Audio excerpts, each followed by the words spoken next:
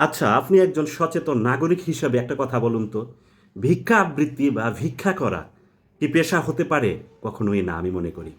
কিন্তু আমার দেশে ভিখারিরা ভিক্ষাটাকে পেশা হিসেবে নিয়েছে। তারও যথার্থ কারণ রয়েছে। আপনি, আমি তাদেরকে বা পেশাদার ভিখারি হতে উৎসাহ প্রদান করেছি। আপনি একজন বা ৫ জন ১০ জন ভিখারিকে ডাক দেন তো, যে আসো তোমাদেরকে ব্যবসা দিয়ে দিব বা তোমাদেরকে চাকরি দিয়ে দিব। দেখেন তো তারা চাকরি করে কিনা, ব্যবসা করে কিনা। একজন ভিখারির আপনার আর আমার থেকে ইনকাম বেশি প্রতি মাসে, সেটা জানেন? তাহলে যদি ভিক্ষা করে সে যদি আপনার থেকে আমার থেকে ইনকাম বেশি করে ভালো থাকতে পারে, তাহলে সে কেন চাকরি করবে, সে কেন কষ্ট করবে?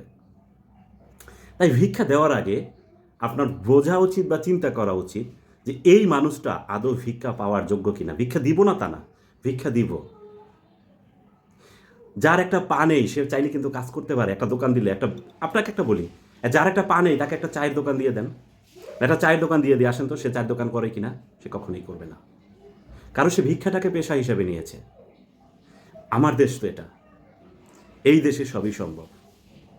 আমরা, আপনি, আমি, আমার মতো লোকেরাও মানুষের কাছে মনে করেন নিতে পছন্দ করি, কাউকে দিতে পছন্দ করি না।